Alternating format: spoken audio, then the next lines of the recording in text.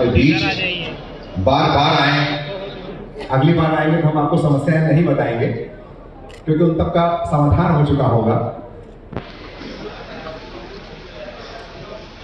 पलट जाइए सर। मैं केतकोट से भी आदरणीय भाई साहब देवेंद्र सिंह जी का हार्दिक स्वागत करता हूँ, हार्दिक अभिनंदन करता हूँ। जय हिंद, जय भारत।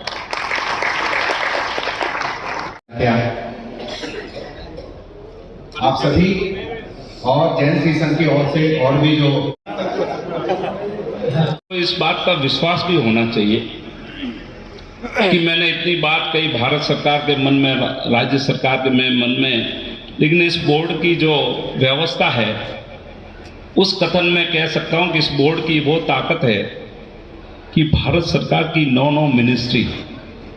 जिसके सीनियर जॉइंट सेक्रेटरी हमारे साथ बोर्ड मेंबर हैं।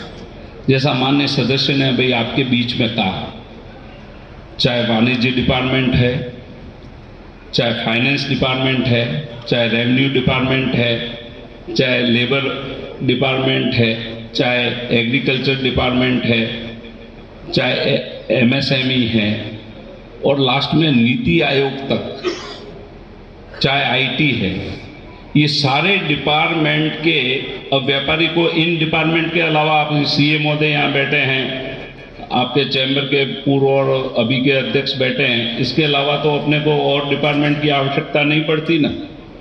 देखिए लॉ एंड ऑर्डर में तो आप चिंता मत करना कि एक जमाने में लॉ एंड ऑर्डर के समय में जब त्यौहार होते थे और उस समय बम धड़ाके इस देश में होते थे, लेकिन माननीय मोदी जी के नेतृत्व में सरकार बनने के बाद वो दिन अपने लिए भूतकाल हो गए और आज हमारे को किसी भी प्रकार से, लेकिन वो बम धड़ाके में सबसे बड़ा नुकसान होता था वो व्यापारियों का होता था। लेकिन आज सुख शांति और समृद्धि के साथ जिस प्रकार से देश आगे बढ़ रहा है, तो मैं कह रहा हूं कि ये 9 डिपार्टमेंट के जॉइंट सेक्रेटरी, जिस डिपार्टमेंट की हम लोगों को,